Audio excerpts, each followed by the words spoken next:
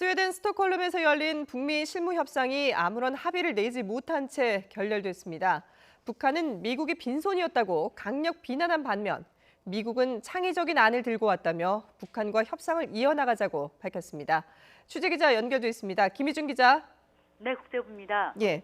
자, 모처럼 북미가 협상장에 만나는 것이라서 상당히 기대를 모았었는데 결국은 결렬됐군요. 네, 북한은 미국의 구태의연한 입장과 태도 때문에 협상이 아무 결과물을 내지 못한 채 결렬됐다며 미국의 화살을 돌렸습니다. 북측 대표인 김명길 외무성 순회대사는 실무협상 종료 직후 스웨덴 북한 대사관 앞에서 긴급 회견을 갖고 발표한 성명에서 이같이 밝혔습니다. 김 대사는 미국에 시간을 줬는데도 빈손으로 나왔다며 문제를 풀 의지가 없다고 강하게 비판했습니다.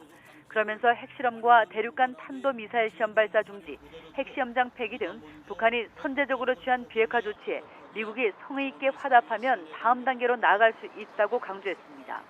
또 미국은 협상을 중단하고 연말까지 좀 더 숙고해보라며 대화 재개 여부는 전적으로 미국의 태도에 달려있다고 강하게 압박했습니다.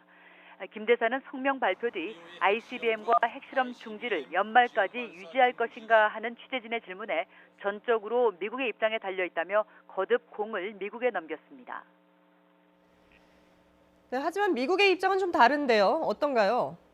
네, 미 국무부는 대변인 명의의 성명을 내고 북한의 공격에 반격했습니다.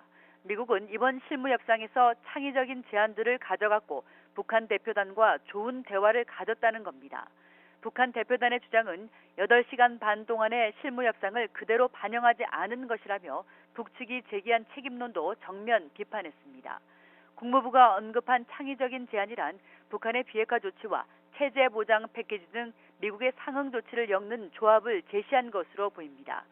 한편 국무부는 북미 간의 70년에 걸친 적대적 유산을 단 한 차례 만남을 통해 극복할 수는 없다면서 중대한 현안인 만큼 양극 모두의 강력한 의지가 필요하다. 미국은 그런 의지가 있다며 북한의 비핵화 결단도 촉구했습니다. 한편 중재국인 스웨덴이 2주 내에 다시 회동하자고 제안한 것을 미국은 수락했다며 북측도 조만간 대화에 나올 것을 제안했습니다. 네, 2주 뒤에 다시 만나게 될지는 모르겠습니다만은 어쨌든 지금 입장이 첨예하게 다른 부분인데 앞으로 좀 접점을 찾을 수가 있을까요? 네, 북미가 지난 2월 베트남 하노이 회담 결렬 이후 어렵게 7개월 만에 재개한 협상에서 또다시 노딜 국면을 맞았습니다. 미국의 전문가들은 7개월 만에 비핵화 협상이 성과를 내지 못한 것은 그만큼 북미 양측의 입장 차이가 좁히기 어려운 것을 보여주는 결과로 평가했습니다. 뉴욕타임스는 이번 북미 실무 협상의 결과는 놀랍지 않다면서 북미 양측의 논의는 아무런 진전을 보지 못한 것이 분명하다고 전했습니다. 북한의 비핵화 실행 조치와 이에 따른 미국의 상응 조치의 조합을 두고 좀처럼 간격을 좁히지 못한 것으로 관측됩니다. 앞서 미국이 영변 플러스 알파를 대가로 북한의 섬유 석탄 수출 제재를 3년 동안 유예하는 방안을 제안할 것이란 보도가 나오기도 했는데요. 북한은 미국의 모종의 제안을 모두 거부한 것으로 보입니다. 북미 모두 협상 재개 여지를 남기기는 했지만 향후 협상은 험난한 국면을 예고하고 있습니다. 이에 따라 연내 3차 북미 정상회담이 열리기도 쉽지 않을 것이란 전망이 나옵니다.